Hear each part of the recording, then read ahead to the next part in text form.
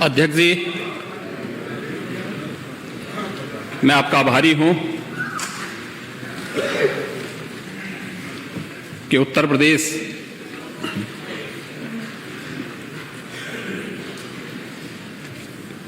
के बजट को लेकर के जो सामान्य चर्चा इस सामान्य सदन में हुई है, इस पर सरकार की ओर से मुझे आपने यहाँ पर सरकार का पक्ष रखने का अवसर दिया है। मैं आभारी हूँ सभी माननीय सदस्यों का, दलीय नेताओं का, जिन्होंने इस पूरी चर्चा में भाग लेकर के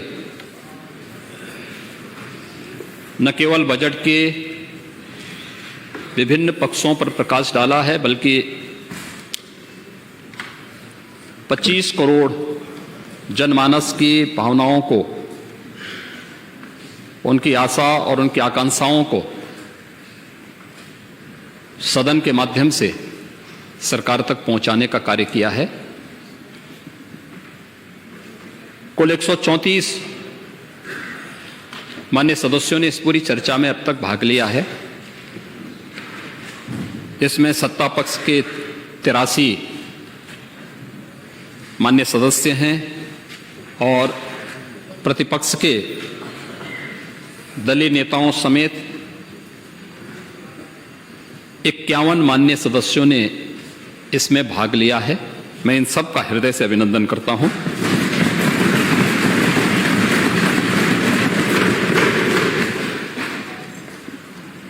महोदय, जब हम लोग देश की सबसे बड़ी आबादी के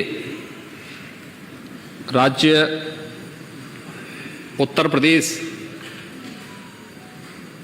के वर्ष 2023-24 के बजट पर चर्चा कर रहे हैं, तो वास्तव में हमें पिछले 6 वर्षों की इस यात्रा को भी जरूर देखना होगा। आज से 6 वर्ष पूर्व, लगभग 6 वर्ष पूर्व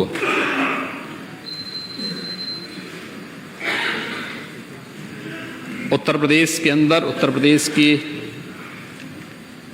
जनता जनार्दन ने आदरणीय प्रधानमंत्री श्री नरेंद्र मोदी जी के आह्वान पर सबका साथ,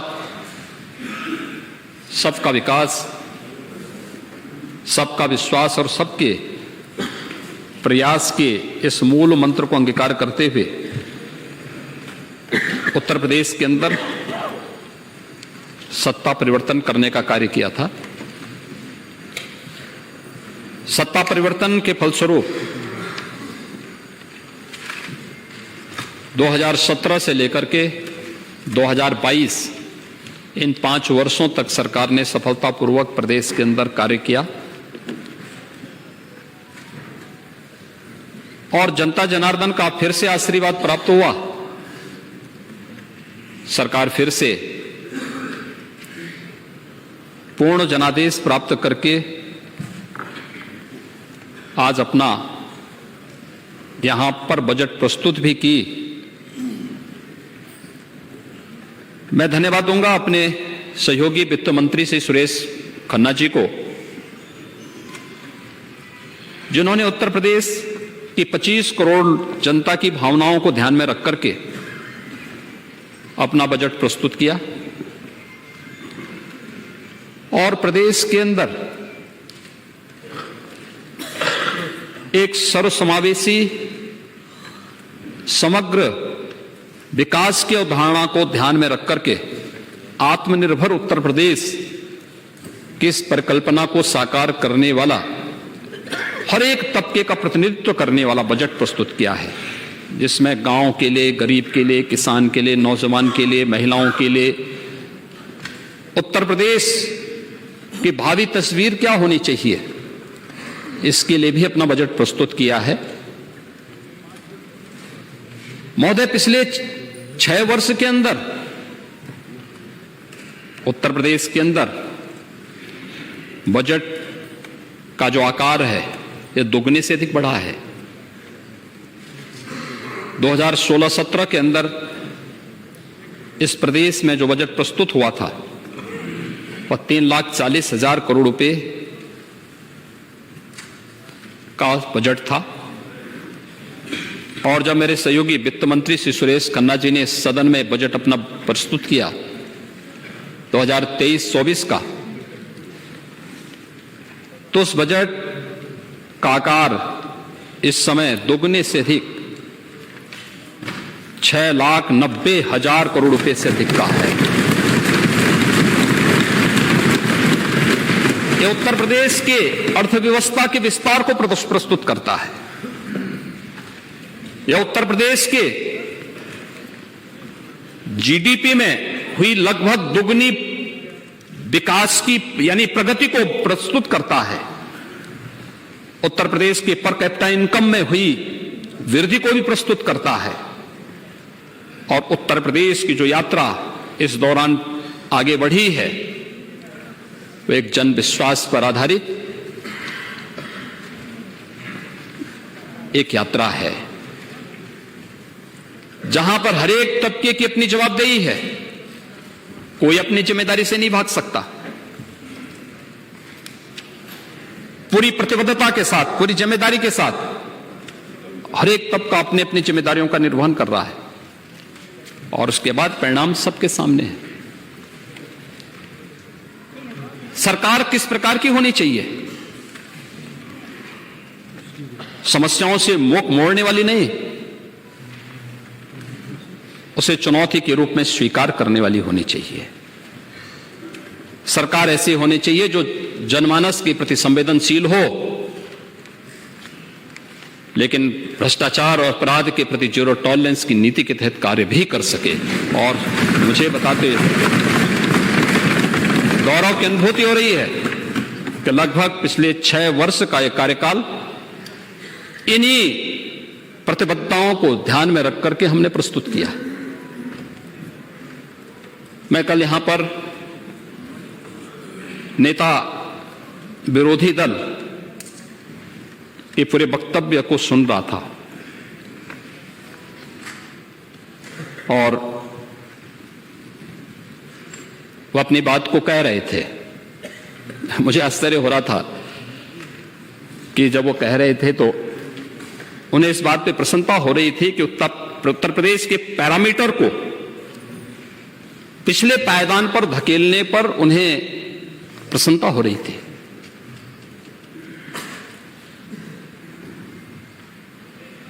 उत्तर प्रदेश पीछे क्यों भाग रहा था? सत्र के पहले हर एक क्षेत्र में पीछे क्यों जा रहा था? हम सब जानते हैं, हर व्यक्ति इस बात को जानता है, हर समस्या के 2 समाधान होते हैं। हर समस्या के 2 समाधान, भाग लो या भाग लो।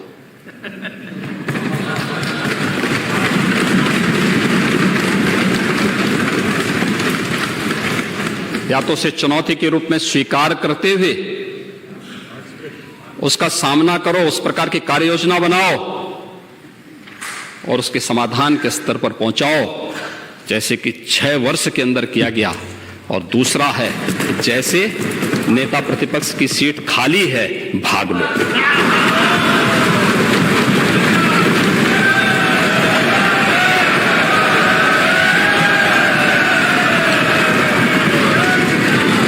और ये केवल यहीं पे नहीं हुआ है। अभी भी आ रहा हूं, अभी तो ये शुरुआत है। अभी तो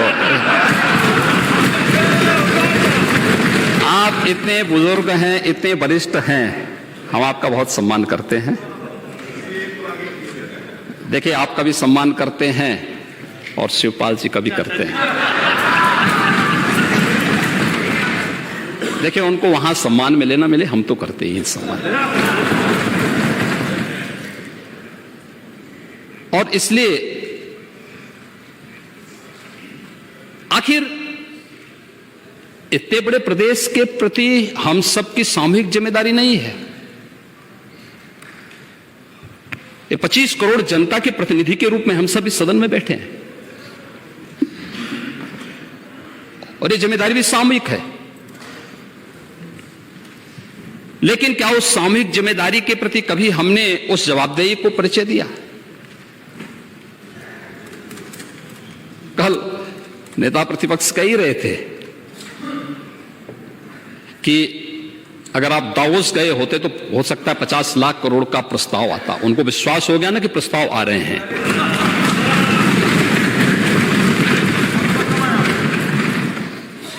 लेकिन ये जो 33 से 35 लाख करोड़ रुपए के प्रस्ताव आए हैं, ये भी जन विश्वास और सरकार की क्रेडिबिलिटी का ही प्रतीक है। ये उसी का प्रतीक है। क्यों नहीं आता था 17 के पहले? और 2013 की उस वाकया को दुनिया थोड़े भूली होगी, जब कुंभ के बारे में एक प्रेजेंटेशन करने के लिए हार्वर्ड विश्वविद्यालय गए थे और चचा जान को जो है तलाशी से गुजरना पड़ा था। उसके बाद लोग विश्वविद्यालय ही नहीं पहुंच पाए। प्रदेश की क्या स्थिति हुई थी? हमने प्रदेश को कहां पहुंचाया था?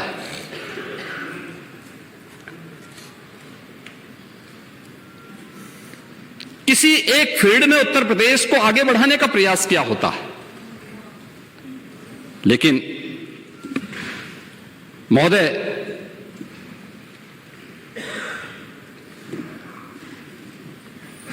इस बजट में अगर आप देखेंगे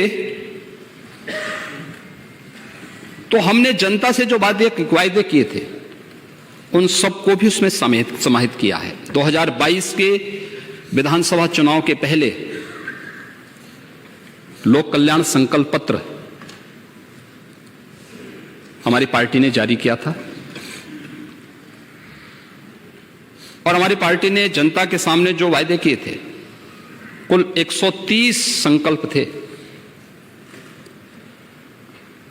अब आप लोग भी वैसे संकल्प जारी कर रहे हैं। पहले आप लोग अपना घोषणा पत्र घोषित करते थे, घोषणाएं बड़ी बड़ी होती थी लेकिन वो कभी पूरी नहीं होती थी। एक घोषणा आप लोगों ने की थी 2016 में या अगस्त 16 में रियो डी जेनेरियो ब्राजील में आयोजित ओलंपिक गेम्स 2016 में पदक विजेता खिलाड़ियों को, देश के जो पदक विजेता खिलाड़ी थे उनके लिए घोषणा हुई थी कि उन्हें हम 1-1 करोड़ रुपया देंगे। अगस्त, सितंबर, अक्टूबर, नवंबर, दिसंबर, जनवरी, 6-7 महीने गुजर गए। खैर, मार्च में जनता ने इस लायक ही नहीं छोड़ा कि आप कुछ कर सकें। लेकिन इसमें बैडमिंटन में सुश्री पीवी सिंधु, कुश्ती में सुश्री साक्षी मलिक, जिम्नास्टिक में सुश्री दीपा कर्माकर, इन 3 खिलाड़ियों के लिए घोषणा हुई थी लेकिन उनकी राशि नहीं मिल पाई। और फिर जब हमें जानकारी मिली कि घोषणा राज्य शासन की है तो 26 जनवरी 2018 को हम 24 जनवरी को हमने इस 18 में इस कार्यक्रम को किया और 26 जनवरी को इन सभी खिलाड़ियों को प्रदेश सरकार की ओर से हम लोगों ने वो राशि उपलब्ध कराई। आप लोग घोषणा के अलावा करते क्या थे? और लेकिन हम लोग संकल्प करते हैं और उन संकल्पों के आधार पर ही हम लोगों ने कार्य प्रारंभ किया है। गत वर्ष और इस वर्ष में सरकार गठित होने के बाद से लेकर के 130 में से 110 संकल्पों के लिए धनराशि की व्यवस्था हम लोगों ने बजट में कर ली है। और इसके लिए 64,700 करोड़ रुपए से अधिक की राशि रखी गई है। 64,700 करोड़ रुपए से अधिक की राशि इसके लिए हम लोगों ने प्रस्तावित की है। इस राशि का उपयोग प्रदेश के अंदर उन सभी योजनाओं को जो प्रदेश के अंदर गांव के लिए, गरीब के लिए, किसान के लिए, नौजवान के लिए, महिलाओं के लिए, समाज के विभिन्न तबकों के लिए, उनके हितों के लिए लोक कल्याण पत्र के संकल्प पत्र की भावनाओं के अनुरूप होगा, उसके लिए इतनी धनराशि की व्यवस्था भी इस संकल्प में की गई है। और वह एक जो हमारे संकल्प पत्र को यहाँ पर कल मान्य नेता विरोधी दल प्रस्तुत कर रहे थे, पढ़ रहे थे, उसके बारे में भी उचित होगा कि हम आपको बता दें और आप उसको फिर याद कर सकेंगे तो अच्छा होगा। उसको याद होना भी चाहिए, पढ़ना भी चाहिए। महोदय, वित्तीय प्रबंधन कैसे होना चाहिए और किस रूप में पिछली सरकारों में व्यापक कर चोरी होती थी, कैसे उसमें लिप्त थे हर तबके के लोग, कैसे प्रदेश के विकास को बाधित करते थे, उसके बहुत सारे नमूने मिलेंगे आपको। केक की रिपोर्ट में मिलेंगे, विभिन्न प्रकार की जो जांचें चल रही हैं उसमें भी मिलेंगे। एक है मेरे पास ईडा का, यमुना एक्सप्रेसवे अथॉरिटी।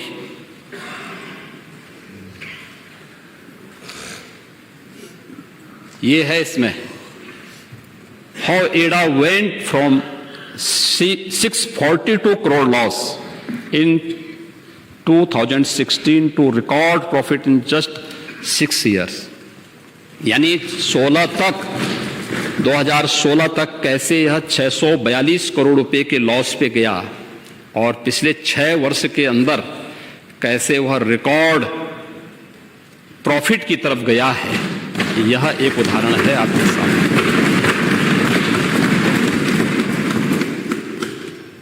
क्या बात करते थे ये लोग, कहते थे कि साहब नोएडा कोई मुख्यमंत्री जाएगा तो दोबारा नहीं आ सकता है।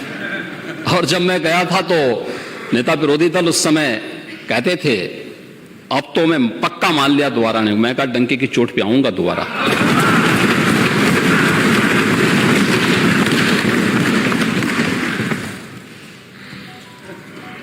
ये थोड़ा देखे होते ना तो मुझे लगता है ज्यादा आप लोगों को अच्छा लगता कि सरकार कैसे कार्य कर रही है और कैसे आप कर रहे थे।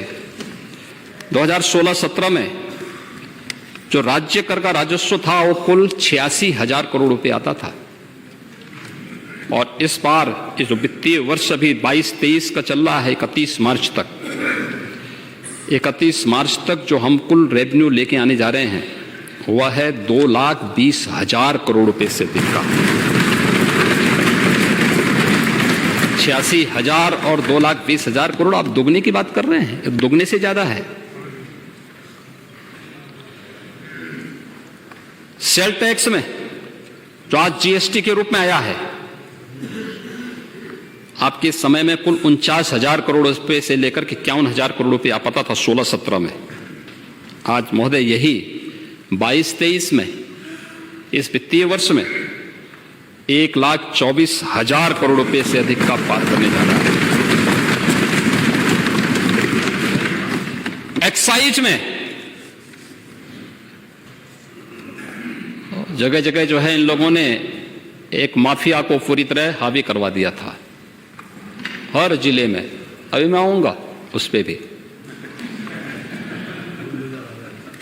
स्टेट एक्साइज से प्रदेश को 16-17 में कुल मिले थे 12,000 करोड़ रुपए से अधिक, कुछ 12,000 करोड़ के आसपास पैसा मिला था और इस बार 22-23 में मिलने जा रहा है 45,000 करोड़ रुपए। 45,000 करोड़। ये पैसा किसके पास ज्यादा था? ये किसके पास ये पैसा जाता था? ऐसे ही थोड़ा कोई खरीद दे रहा है इंग्लैंड में होटल, ऑस्ट्रेलिया में टापू, ऐसे थोड़े खरीद रहा कोई। ये सब प्रदेश को लूट करके खरीदा गया है।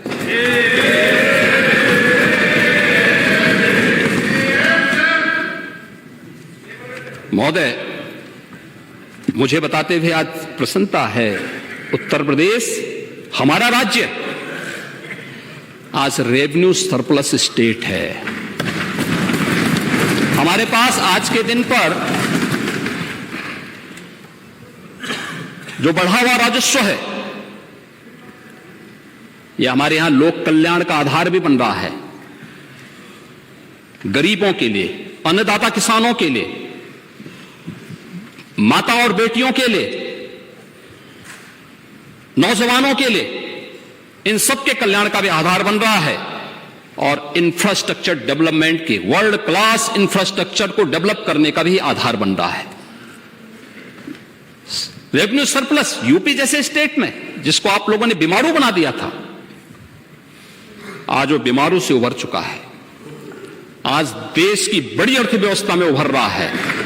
और मैं कह सकता हूं, अभी हमारा पहला ग्राउंड ब्रेकिंग होने दीजिए, उत्तर प्रदेश देश की नंबर 2 की अर्थव्यवस्था होगी। और उसके बाद अगले 5 वर्ष के अंदर आप देखना, देश की अग्रणी अर्थव्यवस्था के रूप में उत्तर प्रदेश होगा। महोदय, ये तब हुआ है जब हम लोगों ने पिछले 5 वर्ष में कोई अतिरिक्त टैक्स प्रदेश की जनता जनार्दन पे नहीं लगाया। पेट्रोल और डीजल के दाम अगल बगल के स्टेट में जाके देखिए, यूपी में सबसे कम है, मिनिमम है। पेट्रोल, डीजल और पेट्रोल का दाम बढ़ने का मतलब हर उपभोक्ता वस्तु का, हर एक उसका दाम बढ़ जाना। लेकिन उत्तर प्रदेश में जीएसटी देने के लिए आज हमारा व्यापारी बंधु उतावला है, कह रहा साहब हम रजिस्ट्रेशन करा रहे हैं। 26 लाख से अधिक व्यापारी वर्तमान में जीएसटी में अपना रजिस्ट्रेशन किया है। और यही नहीं, लगातार कर रहा है। और सरकार ने भी हर एक व्यापारी को 10 लाख रुपए की सुरक्षा बीमा का कवर भी उपलब्ध करवाया है। महोदय, ये तब है जब हम लोगों ने कोरोना जैसी महामारी का सामना किया, इस सदी की सबसे बड़ी महामारी।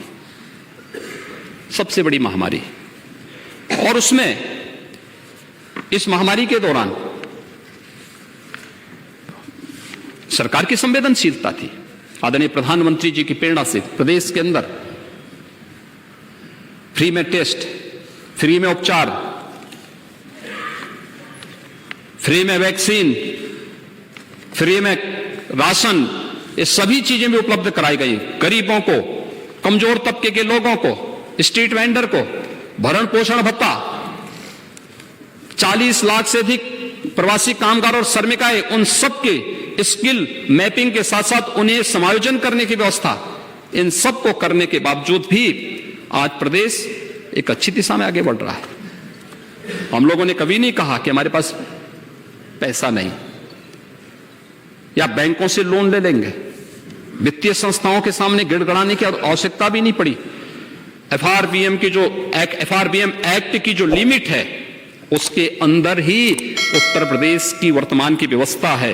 और राजकोषीय घाटे को हमने उसके दायरे में रखा, सीमित रखा है। ये प्रदेश के बेहतर वित्तीय प्रबंधन का एक नमूना भी है कि इतनी बड़ी आबादी को कोविड 19 जैसी महामारी का सामना करते हुए, राजकोषीय घाटे को नियंत्रित करते हुए, यह वित्तीय प्रबंधन का एक बेहतरीन नमूना हो सकता है, जिसके लिए सरकार की सराहना करनी चाहिए थी विपक्ष को भी। कि चलिए, आखिर जो टेस्ट हुए, क्या वे टेस्ट क्या किसी की जाति देख करके हुए थे क्या? वैक्सीन किसी की जाति देख करके लगाए गए थे क्या? राशन किसी की जाति देख करके लगाए गए थे क्या? नहीं। ये तो सबके लिए, सबका साथ सबका विकास, यही तो है। ये वही मूर्त रूप है। योजनाओं का लाभ सबको, विकास सबको, सब तक पहुंचाने का काम किया गया। और उस सीमा को हम लोगों ने पूरी मजबूती के साथ आगे बढ़ाने का काम किया। कल मैं सुन रहा था नेता विरोधी दल की बातचीत को कैसी बात कर रहे थे। और उन्होंने यहां पे खन्ना जी के बजट भाषण में शेरो शायरी पर भी काफी टिप्पणी की। राष्ट्र कवि दिनकर की कविता को भले ही पढ़ नहीं पाए, लेकिन खन्ना जी की उस पर शेरो शायरी पर टिप्पणी कर रहे थे। लगता टिप्पणी करने से बचना चाहिए था। जाति, हाय री जाति, कर्ण का हृदय क्षोभ से डोला, कुपित सूर्य की ओर देख वह वीर क्रोध से बोला। जाति जाति रटते जिनकी पूंजी केवल पाखंड, मैं क्या जानू जाति, जाति है मेरे ये भुजदंड।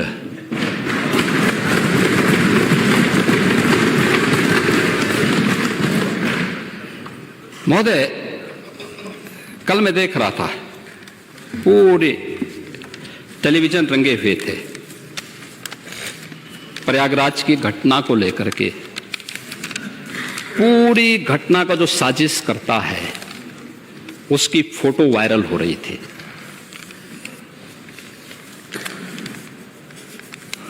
साजिशकर्ता की फोटो वायरल हो रही थी कल,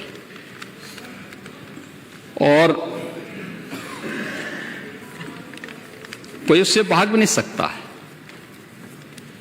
लोग कहें कि साहब सोशल मीडिया का जमाना है, लोग कुछ कर लेंगे। अरे हाथ मिला रहे हैं, पीछे आपकी पार्टी का सिंबल लगा हुआ है, और तब भी आप उससे मुंह मोड़ने का प्रयास कर रहे हैं।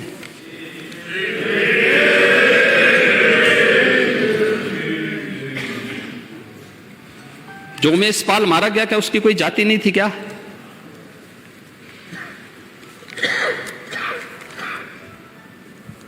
संदीप निषाद जो हमारा कांस्टेबल मारा गया, क्या उसकी कोई जाति नहीं थी क्या?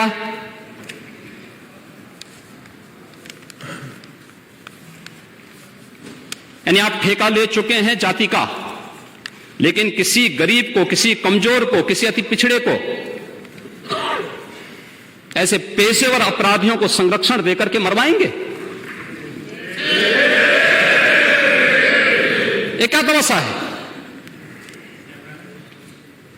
और उसके बाद फिर सीधे मुकर भी जाएं।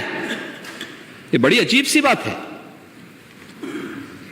ये बड़ी अजीब सी बात है। यानी राजू पाल की कोई जाति नहीं थी क्या? जब राजू पाल की हत्या हुई थी तब ये पेशेवर अपराधी और माफिया के संरक्षणदाता कौन थे? राजूपाल की यही वो थी ना कि वह अपने दम पर विधायक बन गया था।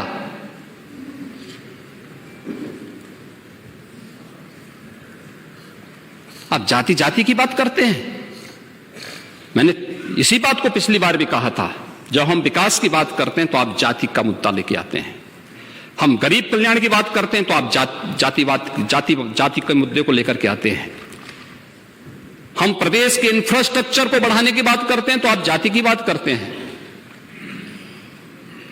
जहां उत्तर प्रदेश की अर्थव्यवस्था को $1 ट्रिलियन की इकोनॉमी बनाने की बात करते हैं, हंसते हैं, अरे साहब 1 ट्रिलियन कैसे हो पाएगा? यूपी, अरे आपने जहां छोड़ा था आज उससे आगे बढ़ चुके हैं, यात्रा बहुत आगे बढ़ चुकी है जी। आज उससे बहुत आगे बढ़ चुकी है, और हम लोग तो इस बात को मानते हैं कि है कौन विघ्न ऐसा जग में टिक सके वीर नर के मग में। खम ठोक ठिलता है जब नर पर्वत के जाते पांव उखड़। मानो जब जोर लगाता है पत्थर पानी बन जाता है।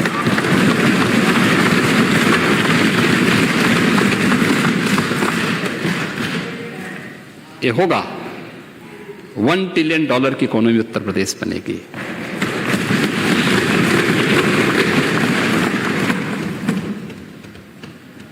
और जरूर बनेगी, इसमें कोई संदेह नहीं होना चाहिए किसी को भी। लेकिन मुद्दे को भटकाने का प्रयास कैसे होता है महोदय, एक और नमूना वह है बाबा साहब भीमराव अंबेडकर की बात कर रहे थे ना, 12 से 17 के बीच में क्या हुआ था तो हर व्यक्ति जान ही रहा है। लेकिन 2016-17 में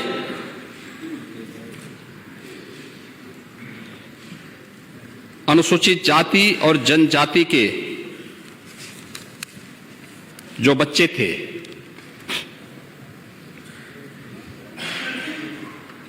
उस समय 21,21,629 छात्रों के लिए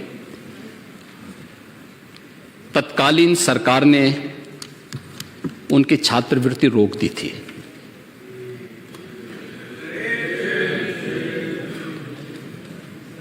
स्कॉलरशिप रोक दी थी। और जब हमारी सरकार आई मार्च 17 में, तो पिछली और उस वर्ष की स्कॉलरशिप फिर हमारी सरकार ने एक साथ देने का काम किया था। क्या गलती थी उन बच्चों की? इसमें तो भारत सरकार देती है पूरा पैसा। लेकिन बहुत सारी जैसे योजनाओं में, अभी मैं विभिन्न सेक्टर्स में आऊंगा, और यही लोग जो दलितों का, वंचितों का, गरीबों का, कमजोरों का, निधि, गरीब, कमजोर, वंचित, पिछड़े, इन सबके हक पर पूरी तरह डकैती डालने का काम करते थे, वही जब कुछ नहीं चलता है तो फिर जाति जाति जाति ये सब चलाने लगते हैं। मोदी, बड़ी विचित्र सी स्थिति है। कोई मुद्दा ना मिले तो उसी को फिर उठा करके और फिर समाज के ध्यान को हटाने का प्रयास होता है। विकास से के मुद्दे से, डेवलपमेंट के मुद्दे से, निवेश के मुद्दे से जनता के ध्यान को हटाने का प्रयास होता है। और यही तो हो रहा है, यही करने का प्रयास हुआ। महोदय, प्रदेश के अंदर वित्तीय प्रबंधन का और नमूना मैं देता हूं। 2016-17 में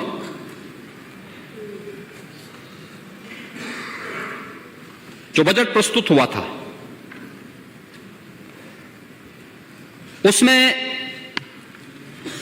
राज्य का जो अपने रेवेन्यू थे, कुल सोर्स थे, उसमें से केवल 33% का ही उपयोग हो पाया, यानी 33% ही उसमें योगदान कर रहा था।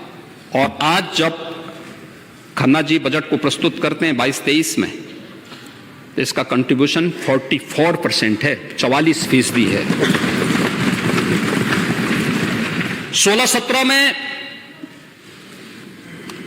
ऋणों से वित्त का जो बजट पोषण होता था, वित्त पोषण जो होता था बजट का, वह 20% था, और 23-24 में यह घटकर के आज मात्र 16% हो गया है। यानी आत्मनिर्भर उत्तर प्रदेश की ओर बढ़ते हुए कदम है ये। पूर्व के बजट, पहले पूर्व के बजट के लिए ही 8%, यानी बजट में 8% जो राशि थी वह तो ऋणों के ही ब्याज में चुकता हो जाती थी। आज घटकर के लगभग 6.5% पर आया है। 22-23 में 6.5 पर आ गया है। इसको और कम करने का प्रयास हो रहा है। बजट का दायरा बढ़ा है, हम उसको कम करने का प्रयास कर रहे हैं। और महोदय, जो प्रदेश के अंदर इंफ्रास्ट्रक्चर और रोजगार से जुड़ा हुआ जो सेक्टर है, अगर हम 16-17 की तुलना में देखें तो यह दुगने से अधिक बढ़ा है। आज 1,56,000 करोड़ रुपए की राशि केवल, यानी 1,47,000 करोड़ रुपए की राशि प्रदेश के अंदर कैपिटल एक्सपेंडिचर पर ही खर्च होगा। एक बड़ी राशि है, पहले की तुलना में दुगने से अधिक राशि है।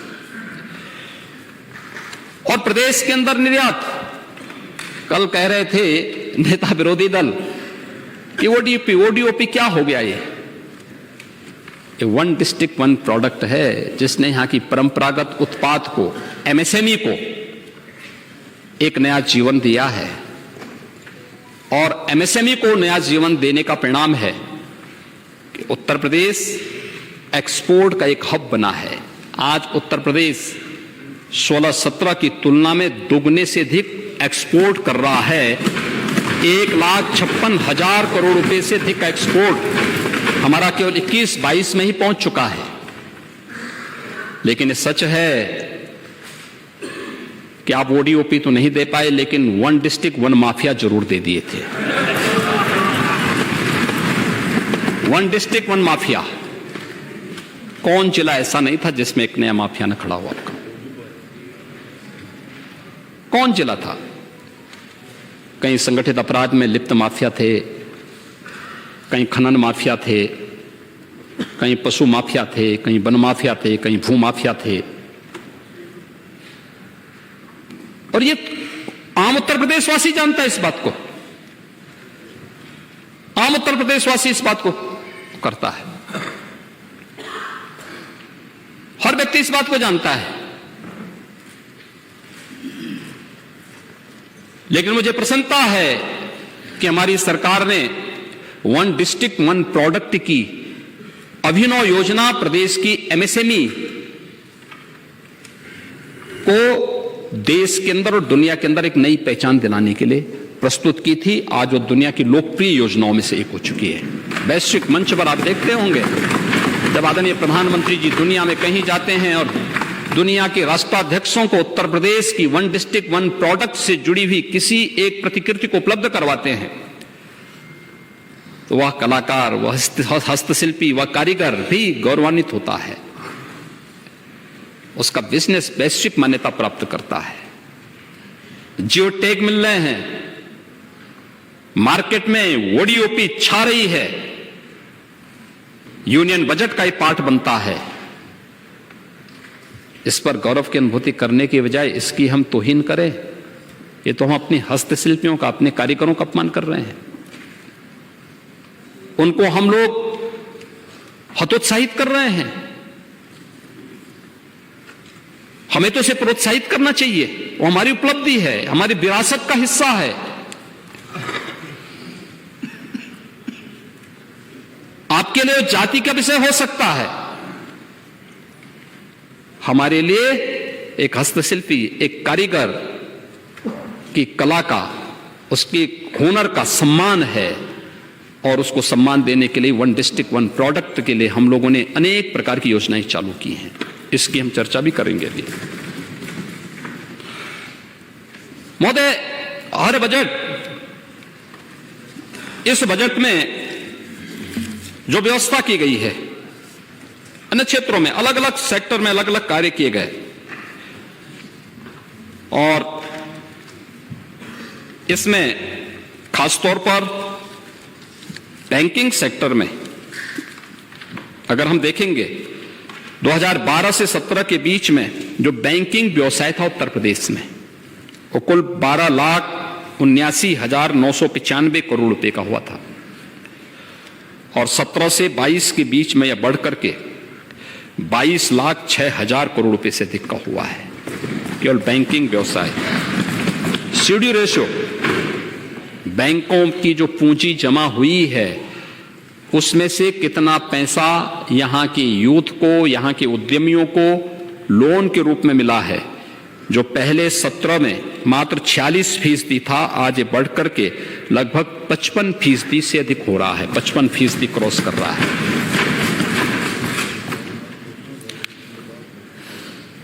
महोदय, 17 से 22 के बीच में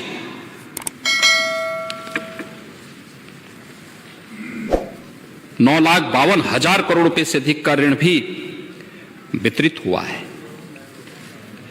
यानी एक वह तस्वीर सबके सामने आ रही है, उत्तर प्रदेश की उन नौजवानों के आकांक्षाओं को पूर्ति करने का माध्यम कैसे बैंक, वित्तीय संस्थाएं बन रही हैं, उसकी एक झलक ही प्रस्तुत करता है। ये रोजगार का सृजन करता है,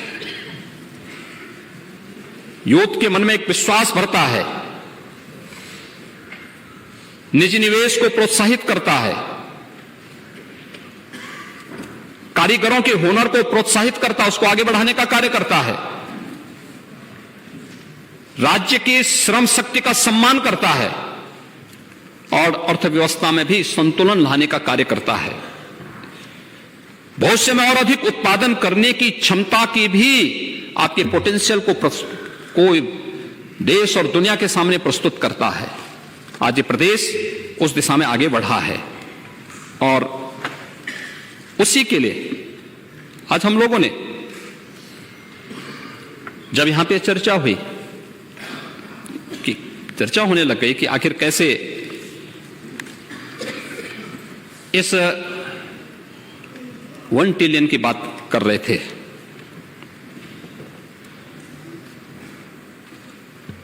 1946 की घटना है जब भारत के संविधान निर्माण की कार्रवाई प्रारंभ हुई।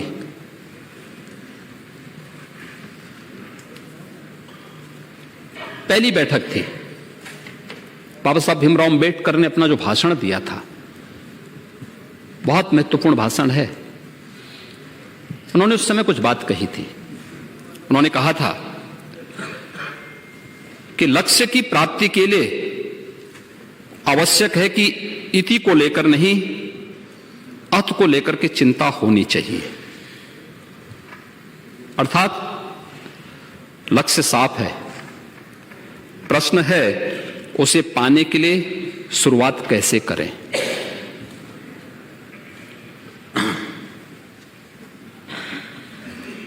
इति को नहीं बल्कि अर्थ को लेकर के चिंता होनी चाहिए, यानी शुरुआत कैसे होनी है। शुरुआत अच्छी होगी तो परिणाम भी अच्छा आएगा। और बाबा साहब भीमराव अम्बेडकर ने सिर्फ भारत के संविधान के शिल्पी के रूप में बाबा साहब भीमराव अम्बेडकर को हर भारतवासी सम्मान की दृष्टि से देखता है, अपार श्रद्धा का भाव रखता है। और जो बात उस समय कही थी बाबा साहब भीमराव अम्बेडकर ने, उसी को ध्यान में रख करके हम लोगों ने भी आदरणीय प्रधानमंत्री जी की प्रेरणा से प्रदेश के अंदर देश की आबादी के सबसे बड़े राज्य में कि क्या भूमिका हो सकती है, उत्तर प्रदेश कैसे इस भूमिका का निर्वहन कर सकता है। 5 ट्रिलियन की इकोनॉमी अगर भारत को बनना है तो क्या उत्तर प्रदेश को अपनी आबादी के हिसाब से कंट्रीब्यूशन नहीं करना चाहिए। आज हमारा योगदान क्या है, हर 16-17वां व्यक्ति देश का हर उत्तर प्रदेश में है।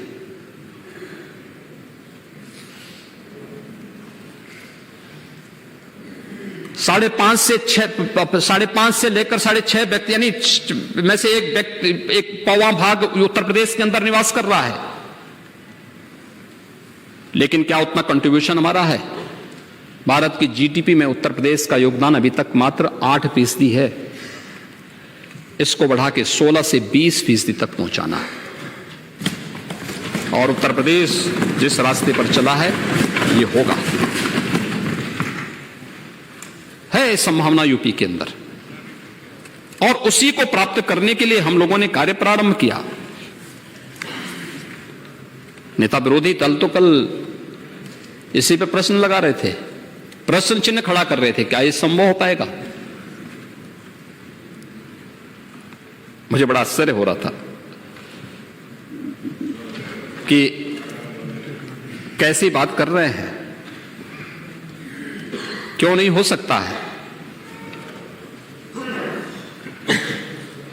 और उत्तर प्रदेश में क्या नहीं है, क्या नहीं है उत्तर प्रदेश के अंदर। देश की सबसे अच्छी उर्वरा भूमि उत्तर प्रदेश के पास है। देश का सबसे अच्छा जल संसाधन हमारे पास है। अगर दुनिया के अंदर सबसे युवा राष्ट्र भारत है, सबसे अच्छा यूथ भारत के पास है, तो भारत में वो क्षमता यूपी के पास है। यूपी सबसे अच्छा यूथ भी रखता है, सबसे बड़ा श्रम बाजार भी है और युवा शक्ति को भी रखता है। MSME 96 lakh MSME unit UP के पास है। कनेक्टिविटी यूपी की, रोड कनेक्टिविटी, रेल की कनेक्टिविटी, एयर कनेक्टिविटी, वाटरवे, यह हर प्रकार की कनेक्टिविटी आज उत्तर प्रदेश के पास है। मैं तो कल मैं सोच रहा था कि नेता विरोधी दल ये ना बोलने कि डेडिकेटेड फ्रेट कॉरिडोर हम बना रहे हैं या हमने शुरू कर ली थी। खैर, हो सकता है भूल गए हों, अगले भाषण में फिर बोल भी लेंगे। लेकिन 16,000 किलोमीटर से अधिक का रेल नेटवर्क यूपी के पास और freight corridor eastern and western दोनों उत्तर प्रदेश से होकर गुजर रहे हैं। संभावना यूपी के पास है। इनलाइन वाटरवे वाराणसी से हल्दिया के बीच, अभी 13 जनवरी को आदरणीय प्रधानमंत्री जी ने दुनिया के सबसे लंबे रिवर क्रूज का शुभारंभ भी किया।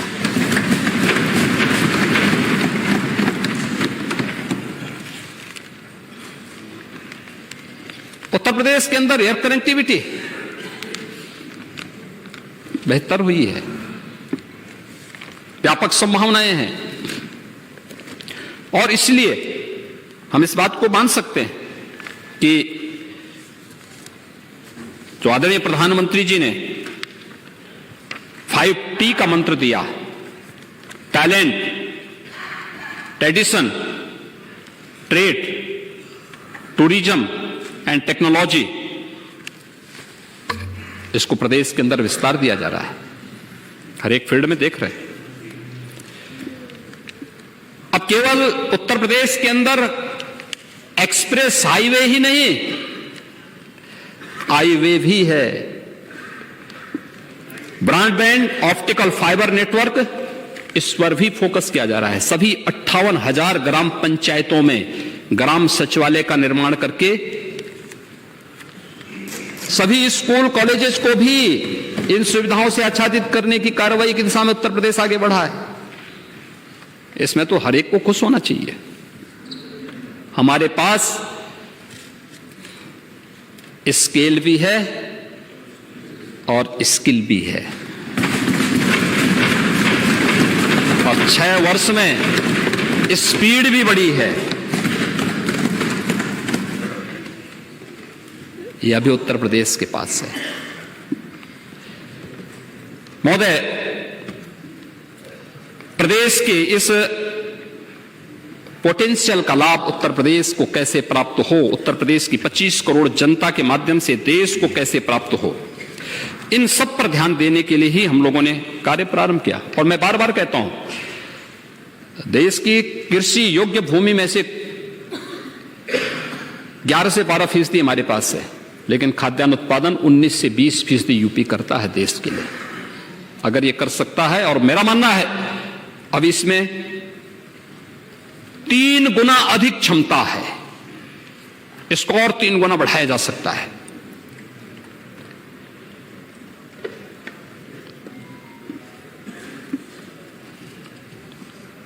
वाराणसी में multi modal terminal, Ghazipur, Rajghat, Ramnagar में, प्रयागराज में भी टर्मिनल बनाने की कार्रवाई प्रारंभ हुई है।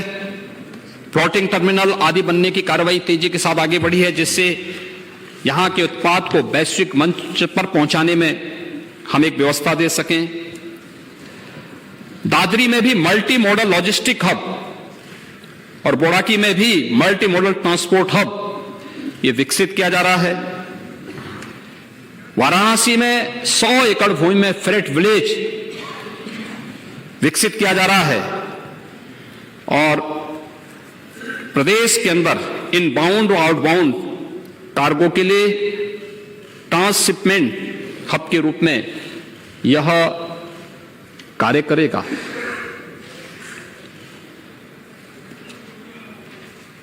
उत्तर प्रदेश की इन सभी क्षमताओं को ध्यान में रख करके ही हम लोगों ने $1 ट्रिलियन की इकोनॉमी की दिशा में अपने कार्यक्रम को आगे बढ़ाया और उसमें हम लोगों ने महोदय 10 सेक्टर चिन्हित किए हैं जिस पे लगातार कार्य चल रहा है।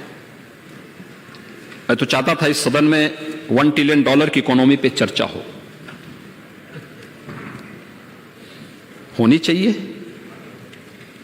लेकिन मैं जानता था कि हमारे सहयोगी दलों के लोग तो आएंगे, लेकिन सस्टेनेबल डेवलपमेंट गोल्स पर जब चर्चा हुई थी तब समाजवादी पार्टी सदन से वॉकआउट करके भाग गई थी। ये सस्टेनेबल डेवलपमेंट गोल्स गरीबी का सर्वथा उन्मूलन, सबको शिक्षा, सबको स्वास्थ्य, सबको रोजगार, अन्नदाता किसानों का उत्थान, मातृशक्ति को मिले सुरक्षा की गारंटी, फाइनेंशियल इंक्लूजन, इन सभी मुद्दों को लेकर के थी। 36 घंटे तक इस सदन में चर्चा हुई, लेकिन शिवपाल जी को छोड़ करके बाकी सपा गायब थी और उनकी कभी कभी रुचि मुझे लगता है डेवलपमेंट पे है, लेकिन बाकी सपा गायब थी और इसलिए चुनाव में जनता ने उसको सफाया भी कर दिया। और महोदय 10 सेक्टर जो हमने चिन्हित किए, उत्तर प्रदेश किसी पोटेंशियल को ध्यान में रखकर किए, हमें विश्वास है उत्तर प्रदेश उसे अचीव करेगा। जो टारगेट तय किए गए हैं अच्छी दिशा में आगे बढ़ रहे हैं। हम मानते हैं कोविड कालखंड ने हमारी अर्थव्यवस्था को प्रभावित किया, हमारी स्पीड को भी बाधित करने का प्रयास किया, लेकिन बिना रुके बिना डिगे फिर भी इन कार्यक्रमों को आगे बढ़ाने का कार्य हुआ। इसमें पहला सेक्टर है कृषि का। कृषि विपणन एवं विदेश व्यापार, कृषि शिक्षा और अनुसंधान, उद्यान और खाद्य प्रसंस्करण, गन्ना विकास, पशुधन, दुग्ध विकास, मत्स्य, रेशम विकास, लघु सिंचाई, भूगर्भ सिंचाई, सिंचाई और जल संसाधन, सहकारिता, ये सभी को इसके साथ जोड़ा गया है।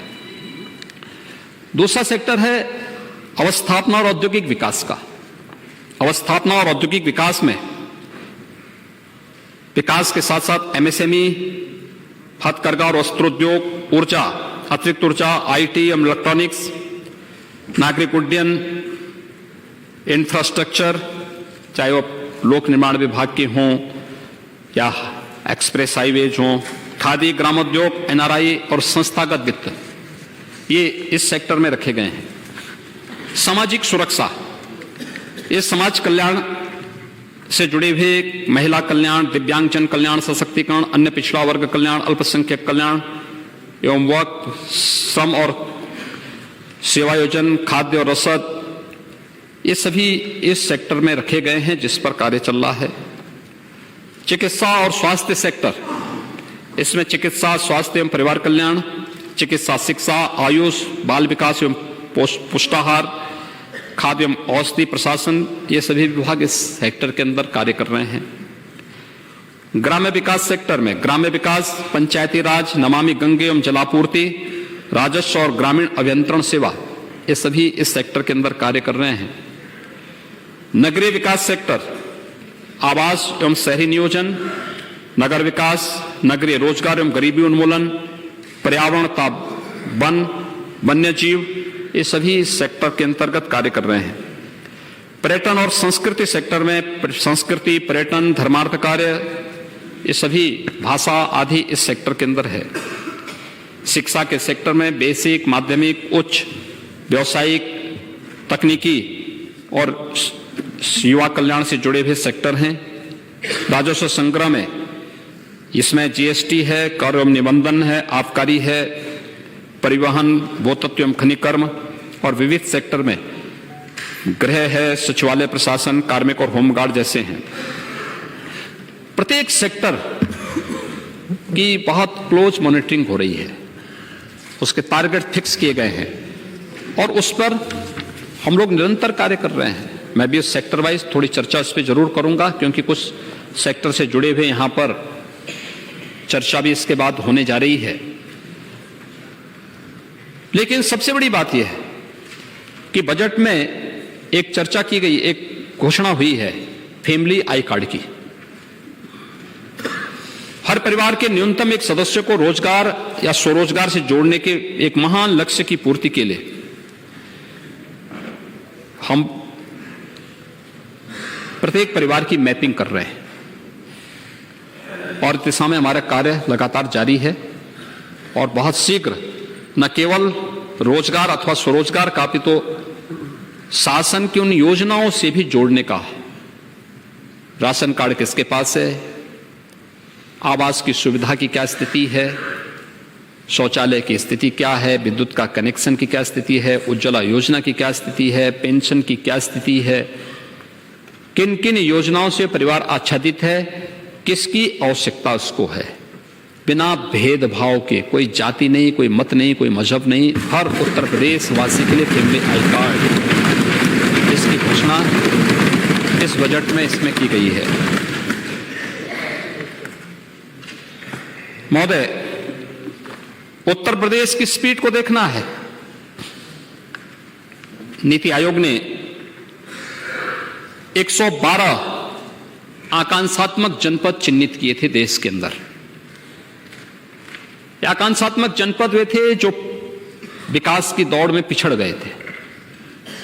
उनमें से 8 यूपी के भी थे। 4 जनपद नेपाल सीमा से जुड़े हुए, सिद्धार्थनगर, बलरामपुर, श्रावस्ती और बहराइच। शेष 4 जनपद थे चंदौली, सोनभद्र, चित्रकूट और फतेहपुर। इन 8 में 75 इंडिकेटर्स के साथ कुछ पैरामीटर तय थे। शिक्षा था, स्वास्थ्य था, कृषि और जल संसाधन थे,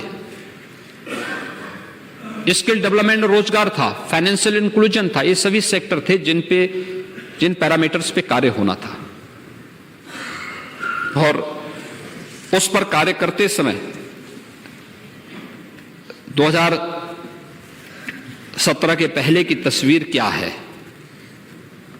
और 2017 के बाद की क्या स्थिति है, इस पर भी हम चर्चा करेंगे। और मुझे बताते हुए प्रसन्नता है, पूरे सदन को इस पर प्रसन्नता होनी चाहिए कि नीति आयोग के द्वारा जो पैरामीटर तय किए गए थे, देश के अंदर 112 जनपदों में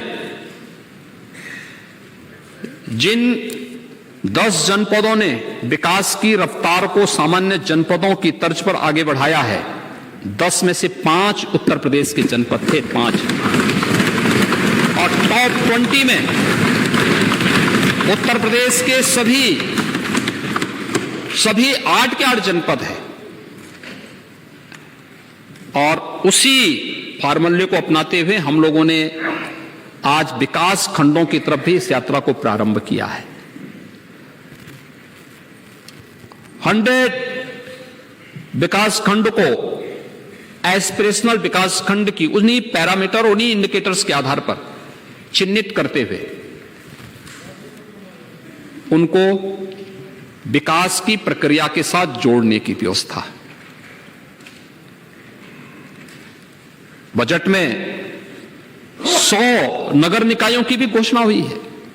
हम सब जानते हैं पिछले 5 वर्ष के अंदर, 6 वर्ष के अंदर नगर निकायों की संख्या बढ़ी है। आज 762 नगर निकाय हैं। ये 762 नगर निकाय, इन 762 नगर निकायों में बहुत सारे ऐसे हैं जो ग्रामीण पृष्ठभूमि से अभी नए नए नगर निकाय बने हैं। हर व्यक्ति की अभिलाषा होती है कि नगरीय सुविधा का लाभ हमें भी मिले, और मिलना भी चाहिए। ये किसी भी सरकार की जिम्मेदारी बनती है कि वहां की जनता को उनका हक दे, उनका अधिकार दे, उनकी भावनाओं के अनुरूप वहां पे विकास की बुनियादी सुविधाओं को उपलब्ध करवाने का कार्य करे। और पहली बार 100 नगर निकाय को चिन्हित करने के लिए भी बजट की व्यवस्था की गई है, जिसमें हम लोग उनको चिन्हित करेंगे। स्मार्ट सिटी से अलग है, अमृत योजना का अलग है, पंडित दीनदयाल उपाध्याय नगरीय विकास की योजनाओं का अलग है, और ये 100 नगर निकाय वे होंगे जो अभी ग्रामीण पृष्ठभूमि से निकल करके आए हैं, लेकिन एक उनके मन में चाहत है कि मैं भी विकास की इस प्रक्रिया के साथ जुड़ सकूं। उन पे भी अब पैरामीटर तैयार करते हुए उन पर भी हम आगे कार्य करने जा रहे हैं। बजट का प्रावधान इसके लिए भी यहां पर किया गया है। महोदय, इसके साथ ही प्रदेश के अंदर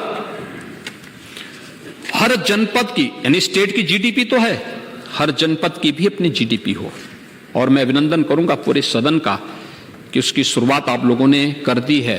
ग्लोबल इन्वेस्टर समिट के हर जनपद में आयोजन करके शुरुआत कर दी है कि विकास की चाहत हर जनपद की है और विकास हर जनपद का होगा। पहली बार हो रहा है उत्तर प्रदेश के अंदर, हर जिले के अंदर निवेश के प्रस्ताव आए हैं, हर जनपद के अंदर। एस्पिरेशनल विकास खंडों की अगर हम डाटा देखेंगे, अच्छे अच्छे व्यक्ति जो उत्तर प्रदेश का शुभचिंतक होगा, हृदय प्रफुल्लित होगा उसका, कि सिद्धार्थनगर, बलरामपुर, श्रावस्ती, बहराइच, फतेहपुर, चित्रकूट, सोनभद्र, चंदौली, इन जनपदों में भी नए निवेश के प्रस्ताव आए। ये निवेश डेवलपमेंट और रोजगार का भी सृजन करता है, प्रस्ताव आए हैं। और ये जीडीपी के निर्माण की कार्रवाई की सेक्टोरियल और क्रॉस सेक्टोरियल बेस्ट प्रैक्टिसेस को भी एकत्रित किया जा रहा है, इसको आगे बढ़ाया जा रहा है।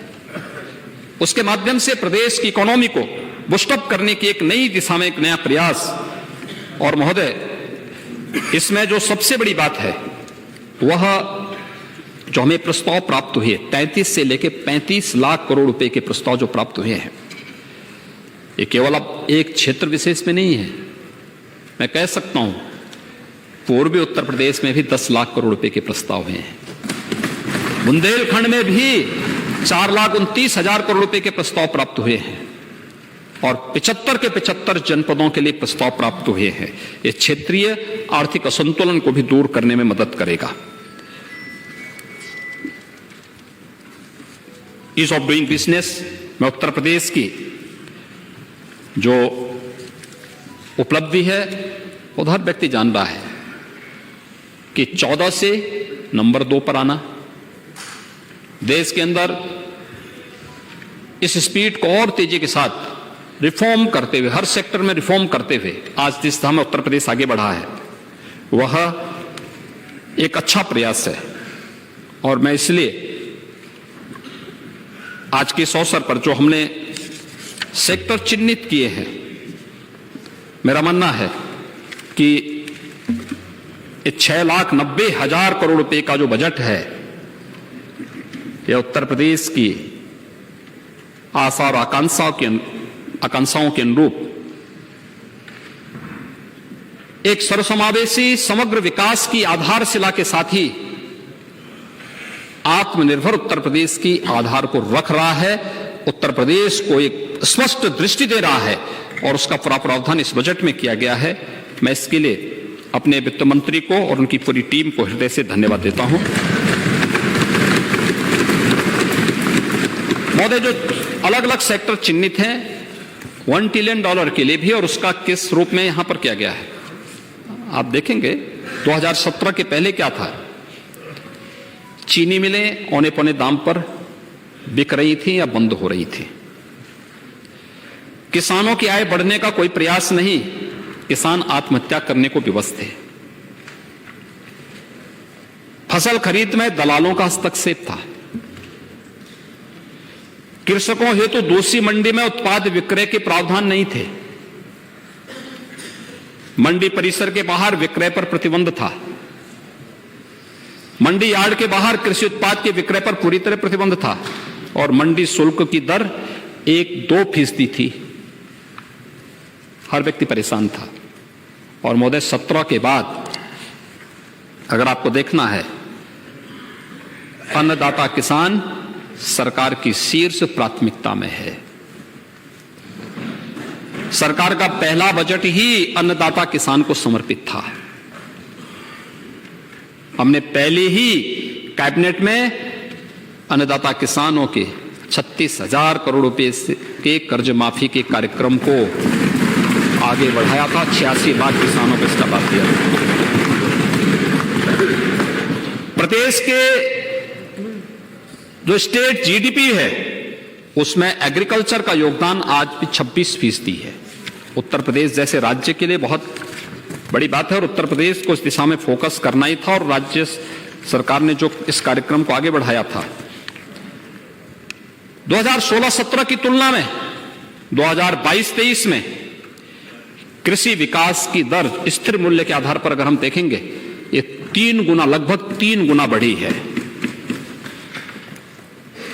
महोदय, प्रधानमंत्री किसान सम्मान निधि में जो दिसंबर 2018 से प्रारंभ हुई थी, इसमें 12 किस्तों में अब तक 51,639.68 करोड़ रुपए अन्नदाता किसान के अकाउंट में सीधे सीधे पहुंचा है।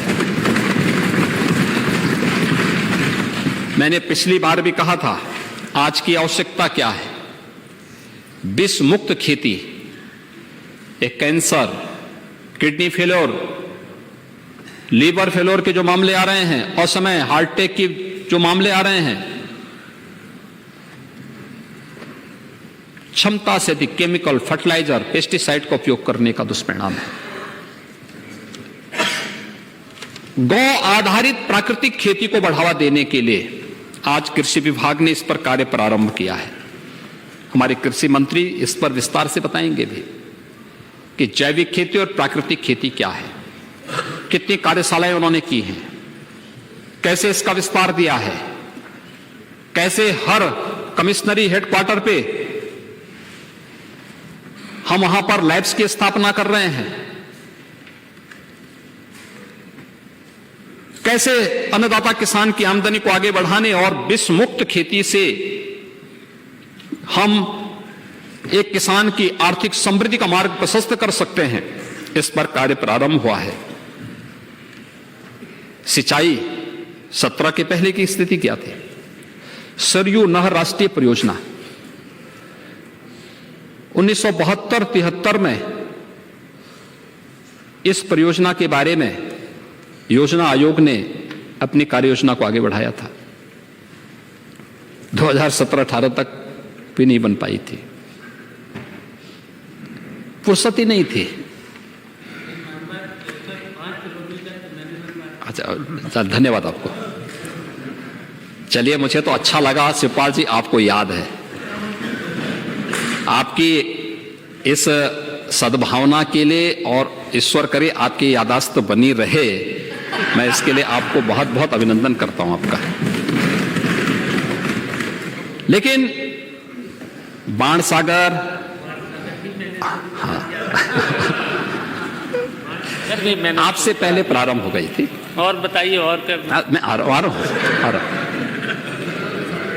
बाणसागर में, अर्जुन सहायक में हमने करा दी है करीब 90%। करीब ही कर पाए थे ना, क्योंकि जनता को मालूम था कि आप पूरा करेंगे नहीं, इसलिए जनता ने हमें चुन लिया था। लेकिन महोदय, 6 महीने पहले ये विभाग नहीं हटता तो हाँ, सब हमें ही तो यही तो धोखा हुआ था।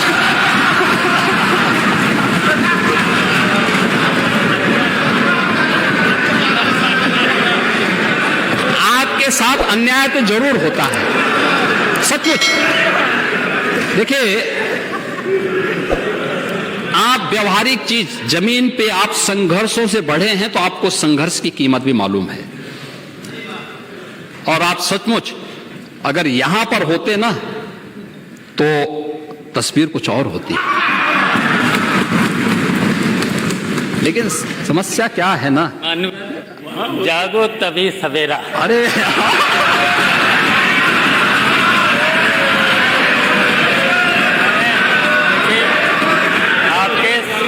आपके संपर्क में भी बहुत रहे अब। ठीक है।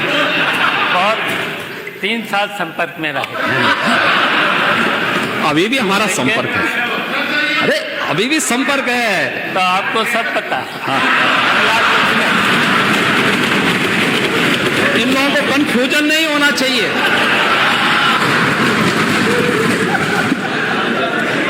देखिए, हम लोग संघर्ष को हमेशा सम्मान देते हैं और संघर्ष व्यक्ति को करना चाहिए, कोई दिक्कत नहीं, ये सब चलता है, कोई दिक्कत नहीं, अच्छा है।